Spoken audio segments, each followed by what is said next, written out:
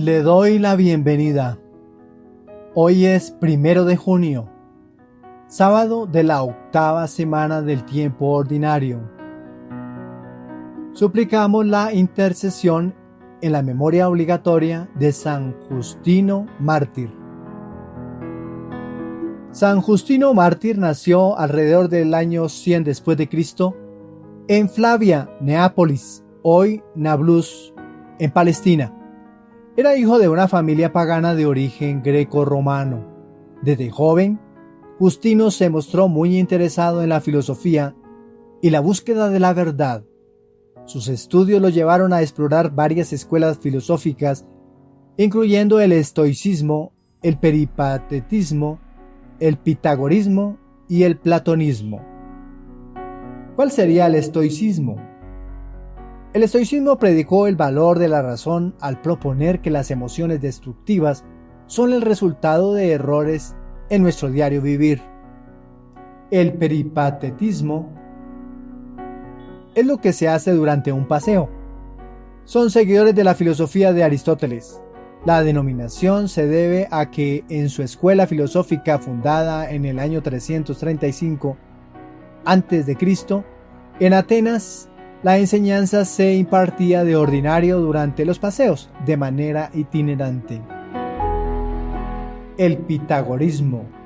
Los filósofos pitagóricos se dedicaron al cultivo de las matemáticas y fueron los primeros en hacerlas progresar. En su estudio creyeron que los principios de las matemáticas eran los principios de todas las cosas. Y por último, el platonismo. Es la escuela fundada por Platón en el siglo IV antes de nuestra era. En su Academia de Atenas se basa en la teoría de las ideas, según la cual existe un mundo inteligible y perfecto, del que el mundo sensible es una copia imperfecta.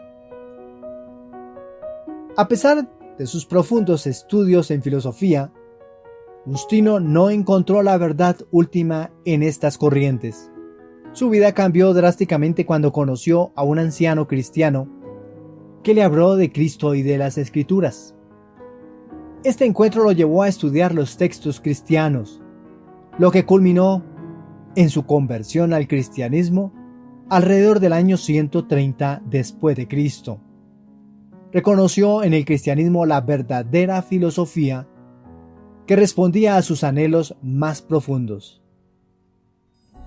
Después de su conversión, Justino se dedicó a la defensa y propagación del cristianismo a través de sus escritos y enseñanzas. Se trasladó a Roma, donde estableció una escuela para enseñar la nueva fe y defenderla contra las acusaciones de los paganos. Escribió varias obras importantes, incluyendo Primera Apología, Segunda Apología, Diálogo con Trifón. ¿De qué habla la Primera Apología? Un documento dirigido al emperador Antonio Pío, donde defendía a los cristianos contra las persecuciones y explicaba la naturaleza y prácticas de la fe cristiana. Mientras que la Segunda Apología es la continuación de su defensa del cristianismo ante los emperadores y el Senado romano. Por último, el Diálogo con Trifón es un debate teológico con un judío llamado Trifón, en el que Justino defendía la fe cristiana y su cumplimiento de las escrituras hebreas. El creciente éxito de Justino en la defensa del cristianismo y su crítica a las religiones paganas y filosofías rivales finalmente lo llevaron a la persecución. Fue arrestado junto con 6 de sus discípulos durante el reinado de Marco Aurelio. En el año 165 después de Cristo, después de negarse a renunciar a su fe y ofrecer sacrificios a los dioses romanos, Justino fue condenado a muerte. Fue decapitado, convirtiéndose así en uno de los primeros mártires cristianos. La tradición cristiana atribuye varios milagros a San Justino, tanto en vida como después de su muerte. Uno de los más conocidos es la curación de un enfermo terminal que, al encomendarse a Justino y seguir sus enseñanzas, recuperó milagrosamente la salud. San Justino fue reconocido como mártir poco después de su muerte, y su influencia y enseñanzas tuvieron un impacto duradero en la Iglesia. Su canonización ocurrió en tiempos de la Iglesia primitiva, cuando la veneración de los mártires era un reconocimiento de su testimonio de fe y santidad. Justino es considerado uno de los padres de la apologética cristiana. Sus escritos proporcionaron una defensa intelectual y filosófica del cristianismo y ayudaron a aclarar la doctrina cristiana en respuesta a los ataques de filósofos paganos y judíos. Además, sus obras son valiosas para entender la liturgia y las prácticas de la Iglesia primitiva. Por eso, hoy, 1 de junio, pidamos a San Justino Mártir para que nos ayude a defender nuestra fe con valentía y sabiduría, como él lo hizo incluso frente a la adversidad y la persecución. Que nos ayude a buscar la verdad con diligencia y honestidad, recordando que la verdadera filosofía y sabiduría se encuentran en Cristo.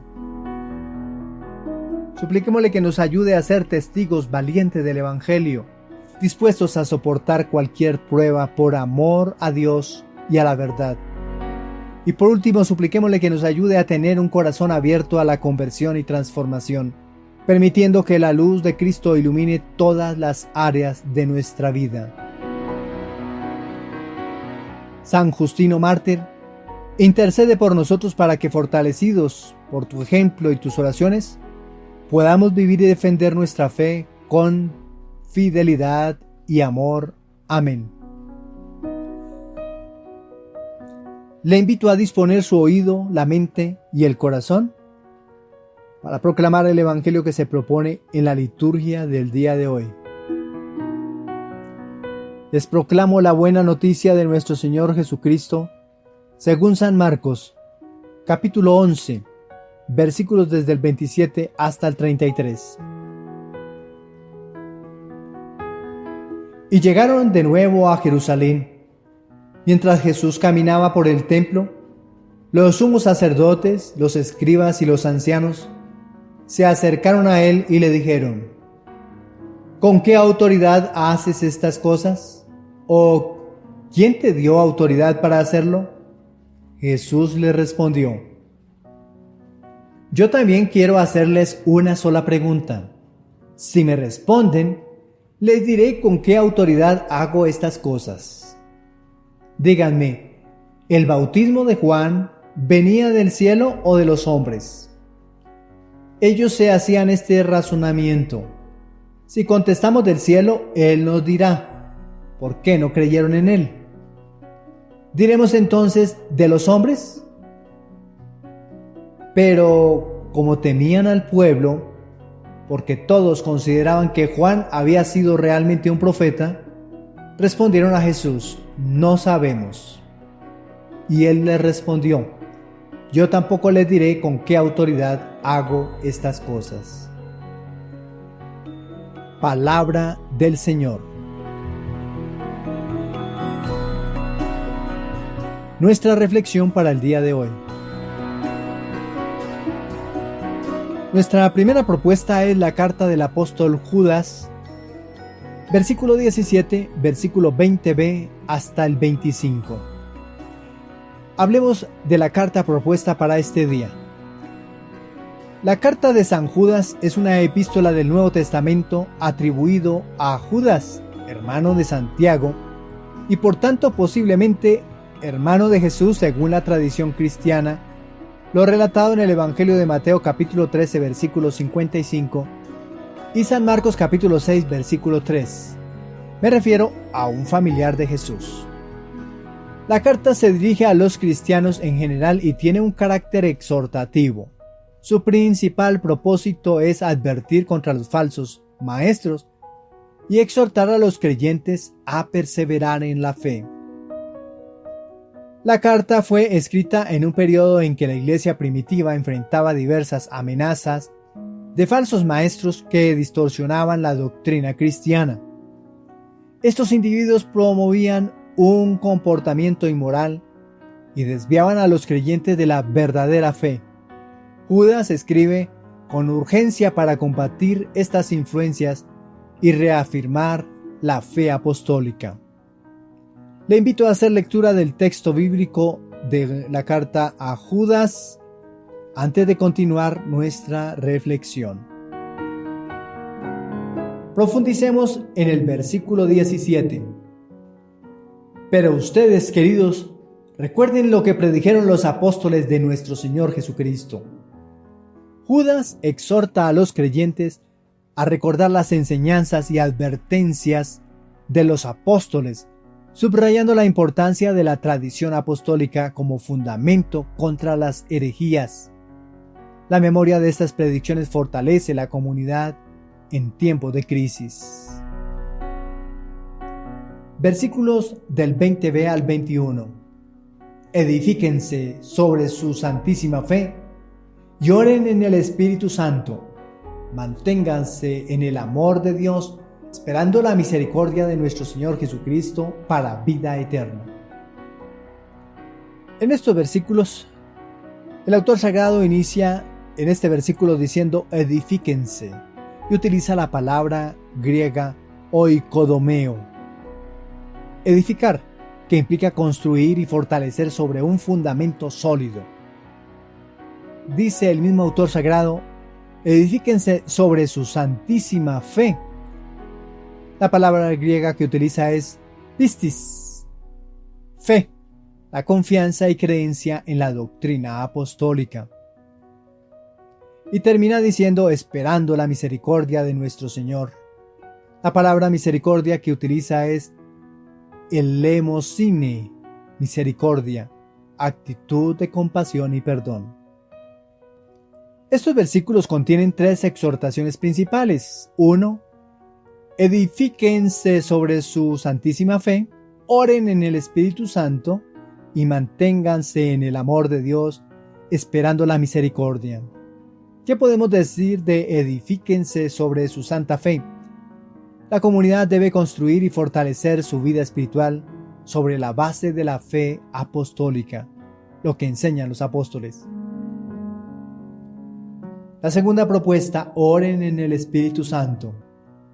La oración debe ser guiada por el Espíritu Santo, lo que implica una relación dinámica y continua con Dios. Y por último, manténganse en el amor de Dios, esperando la misericordia. Los creyentes deben perseverar en el amor divino y vivir con esperanza en la misericordia de Jesucristo que conduce a la vida eterna. Les invito a leer los versículos del 22 al 23. Aquí el autor sagrado Judas ofrece una guía sobre cómo tratar los diferentes grupos. 1. A los que dudan. 2. A los que están en peligro. 3. A los contaminados por el pecado. A los que dudan se les debe convencer y guiar pacientemente hacia la fe. A los que están en peligro se deben salvar urgentemente, como si se les estuviera arrancando del fuego, una imagen de rescate drástico. A los contaminados por el pecado se debe tener compasión, pero también una actitud de rechazo hacia el pecado. La ropa contaminada, manteniendo la pureza espiritual. Versículos del 24 al 25. Esta es la doxología final, una expresión de alabanza y reconocimiento de la soberanía y poder de Dios. Judas concluye su carta con una afirmación de confianza en Dios, quien es capaz de mantener a los creyentes firmes y presentarles sin mancha. El autor sagrado, cuando dice, por medio de Jesucristo nuestro Señor, sea gloria, majestad. La palabra gloria que utiliza el autor es doxa, la manifestación de honor atribuido a Dios. San Agustín, en sus comentarios, a menudo enfatizaba la importancia de la fe y la gracia en la vida del creyente. En relación con el llamado de Judas a mantenerse en el amor de Dios y esperar en la misericordia de Jesucristo, San Agustín enseñaba que la perseverancia en la fe es un don de la gracia divina y que la comunidad cristiana debe ser un lugar de apoyo mutuo y corrección fraterna. Agustín subraya que la vida cristiana es una constante edificación en la fe, guiada por el Espíritu Santo y sostenida por la esperanza en la misericordia de Dios. Les propongo 4 reflexiones para la vida cristiana, para que mediten en ella. La primera, fortalecer la fe comunitaria. 2. La vida de oración en el Espíritu. 3. La práctica de la misericordia y el rescate. Y por último, pureza y santidad. Primer propuesta reflexiva: fortalecer la fe comunitaria. La propuesta de la carta nos invita a edificar la vida espiritual sobre la base sólida de la fe apostólica, fomentando estudios bíblicos y catequesis en la comunidad. Segundo, vida de oración en el Espíritu. La carta nos invita a promover una vida de oración constante y guiada por el Espíritu Santo, buscando la comunión íntima con Dios. La tercera propuesta del apóstol Judas es la práctica de la misericordia y el rescate. Debemos ser activos en la misión de rescatar y convencer a aquellos que dudan o están en peligro espiritual con compasión y urgencia. Y la última propuesta, pureza y santidad. El autor sagrado nos invita a mantener una actitud de rechazo al pecado, buscando la santidad y pureza en todas las áreas de la vida. ¿Qué podemos concluir de la carta de San Judas? Ella nos llama a una vida de fe firme, oración ferviente y acción misericordiosa, enfrentando los desafíos de la herejía y la inmoralidad. Judas nos exhorta a construir sobre la fe apostólica, orar en el Espíritu y esperar en la misericordia de Jesucristo. Siguiendo estos principios, podemos vivir una vida cristiana que glorifique a Dios y fortalezca a la comunidad de los creyentes. Ante esta propuesta que nos hace el Espíritu de Dios, le respondemos con el Salmo 62, y que apoyemos cada uno de los párrafos que hacen parte de este salmo con la antífona: mi alma tiene sed de ti, Señor Dios mío.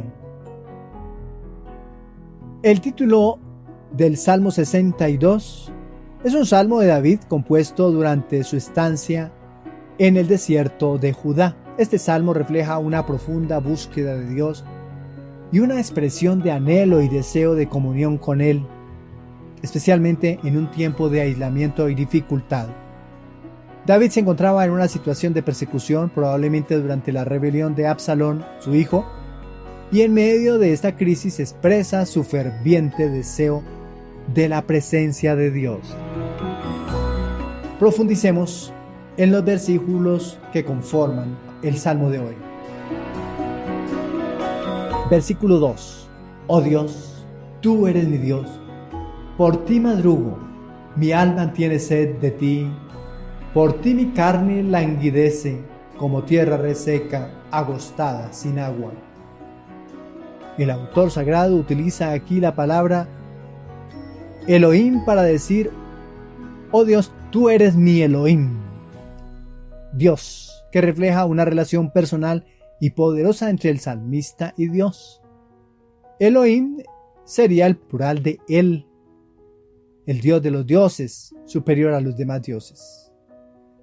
Cuando el autor sagrado dice por ti madrugo, el autor sagrado utiliza la palabra chahar, madrugar. Implica una búsqueda diligente y prioritaria de Dios. Y por último dice mi alma tiene sed. Esa sed de la que habla el autor sagrado es Same. Simboliza un anhelo profundo y vital por la presencia de Dios. David comienza con una afirmación personal y poderosa: oh Dios, tú eres mi Dios. Esta declaración establece una relación íntima y personal con Dios.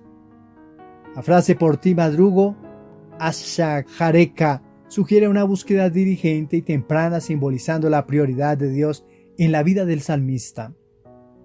2. Las metáforas, mi alma tiene sed de ti y mi carne languidece, reflejan un anhelo profundo y físico por la presencia de Dios, comparándolo con la necesidad vital de agua en un desierto. Versículos del 3 hasta el 4. Cómo te contemplaba en el santuario, viendo tu fuerza y tu gloria. Porque tu amor es mejor que la vida, mis labios te alabarán. David recuerda momentos de adoración en el santuario, donde experimentó la fuerza y la gloria de Dios. Este recuerdo fortalece su fe en medio de la adversidad. La afirmación "tu amor es mejor que la vida" subraya la supremacía del amor de Dios sobre todas las cosas, incluso la vida misma. Esta convicción lleva al salmista a la alabanza constante, indicando que la relación con Dios es más valiosa que cualquier otra cosa. Cuando el autor sagrado dice "porque tu amor es mejor que la vida", la palabra hebrea para amor es Hesed, la misericordia y bondad inquebrantable de Dios, considerada más valiosa que la vida misma. Versículos del 5 hasta el 6. Así te bendeciré mientras viva, alzaré mis manos invocándote. Mi alma se saciará de suculentos manjares, y mis labios te alabarán jubilosos. David promete bendecir a Dios toda su vida y usar gestos de adoración como levantar las manos. La expresión "mi alma se saciará de suculentos manjares" usa la imagen de una comida abundante para describir la satisfacción espiritual que se encuentra en Dios. La alabanza jubilosa de los labios refleja una alegría profunda y una gratitud sincera por la provisión divina. El Salmo 62 nace de la experiencia de David en el desierto, un lugar de soledad y necesidad. En este contexto, su deseo y búsqueda de Dios se intensifican, llevándolo a expresar su dependencia total de Dios. La crisis y la persecución no disminuyen su fe, sino que la profundizan, resultando en una alabanza y adoración aún más ferviente. El Salmo 62 es una poderosa expresión del anhelo y satisfacción en la presencia de Dios. Nos enseña que en tiempos de desierto y dificultad, nuestra prioridad debe ser buscar a Dios diligentemente, encontrando en Él nuestra verdadera satisfacción y alegría. La relación con Dios es presentada como la fuente suprema de vida y gozo. ¿Qué podemos concluir del Salmo 62? Él nos invita a un profundo anhelo y búsqueda de Dios, encontrando en Él nuestra verdadera satisfacción y alegría. En medio de las dificultades podemos experimentar la presencia de Dios como nuestra roca y fortaleza. Al vivir estos principios podemos enfrentar las adversidades con una fe inquebrantable y una esperanza firme en el Señor. La propuesta del Evangelio. Si recordamos los textos del día de ayer, vemos que Jesús realiza varias acciones mostrando la autoridad que ha recibido de su Padre por medio del Espíritu Santo. Solo deberían implantar orden alrededor de las cuestiones del templo los levitas, sacerdotes y sumos sacerdotes, incluso el Sanedrín, conformado por fariseos y saduceos.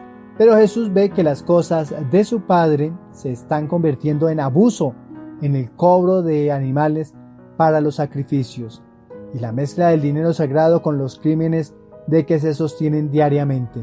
Solo limpiando nuestras acciones y juicios saldrán victoriosos los justos. Es lo que reflexionamos hoy con el evangelista San Marcos en el capítulo 11, versículos del 27 al 33. Estamos en el momento en que Jesús realiza su ministerio en Jerusalén y se presenta en el relato de hoy una controversia entre los sumos sacerdotes, los escribas y los ancianos acerca de la autoridad de Jesús. Estos fueron los generadores de la maquinación para ir contra Jesús con el fin de quitarlo del camino. Ellos se acercan con la intriga de querer saber con qué autoridad había hecho lo que hizo Jesús, según lo que nos dijo el evangelista en el día de ayer. Acción que realizó con el fin de purificar el templo. Jesús entonces utiliza el método socrático para resolver el interrogatorio. Implícitamente la respuesta estaba en la pregunta. La autoridad procedía de Dios. Ellos en su interior no querían aceptar que su autoridad viene de Dios, pues implicaría abandonar el judaísmo para seguirle y no estaban dispuestos, prefieren guardar silencio. Ganada la victoria de parte de Jesús, ante la disertación solo queda para los judíos seguir la persecución para quitarlo de en medio. Nosotros también deberíamos formularnos esa pregunta, o más bien construir la respuesta.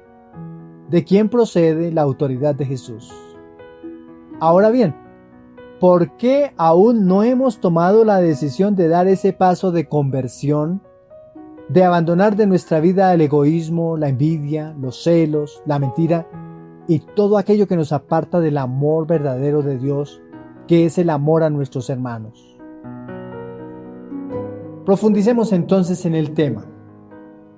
El Evangelio de San Marcos, considerado el más antiguo de los evangelios, fue escrito alrededor del año 70 después de Cristo, probablemente en Roma. Marcos escribe a una comunidad cristiana que enfrentaba persecuciones y necesitaba afirmación y esperanza en su fe. El relato en Marcos, capítulo 11, versículos del 27 al 33, se sitúa en el contexto de los últimos días de Jesús en Jerusalén, donde enfrentó una creciente oposición de las autoridades religiosas. El pasaje que hemos proclamado narra un enfrentamiento entre Jesús y las autoridades religiosas de Jerusalén. Los sumos sacerdotes, escribas y ancianos cuestionan la autoridad de Jesús, una pregunta cargada de intenciones políticas y también religiosas. La respuesta de Jesús, con otra pregunta sobre el bautismo de Juan, pone a sus interrogadores en una posición difícil, exponiendo su falta de sinceridad y su miedo al pueblo. La pregunta de Jesús sobre el bautismo de Juan, del cielo o de los hombres, es una estrategia rabínica para hacer reflexionar a sus oponentes y mostrar la incoherencia de sus posturas.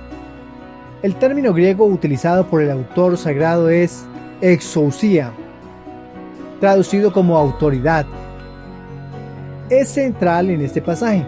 Representa no solo el poder para actuar, sino también la fuente legítima de ese poder. Jesús demuestra que su autoridad viene directamente de Dios, desafiando las estructuras religiosas que intentan controlarlo. En la actualidad, este pasaje nos invita a reflexionar sobre las fuentes de autoridad en nuestra vida espiritual y comunitaria. Nos desafía a cuestionar nuestras propias posturas y a reconocer la autoridad divina en las acciones justas y veraces. También nos recuerda que la verdadera autoridad se manifiesta a través de la integridad y la conexión con lo divino, no mediante el poder coercitivo o la manipulación. San Agustín en sus escritos reflexionó sobre la autoridad de Jesús y la autenticidad del bautismo de Juan. Él enfatizó que la verdadera autoridad en la Iglesia proviene de la fidelidad a la enseñanza de Cristo y la guía del Espíritu Santo más allá de las estructuras humanas. El relato que hemos proclamado hoy lo podemos concluir de la siguiente manera.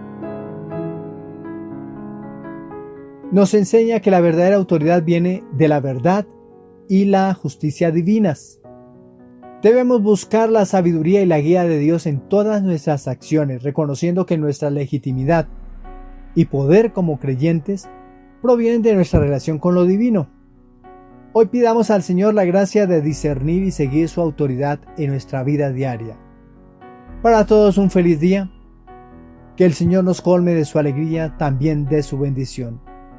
Feliz fin de semana y dispuestos siempre para que en el día de mañana participemos todos del día del Señor. Felicidades.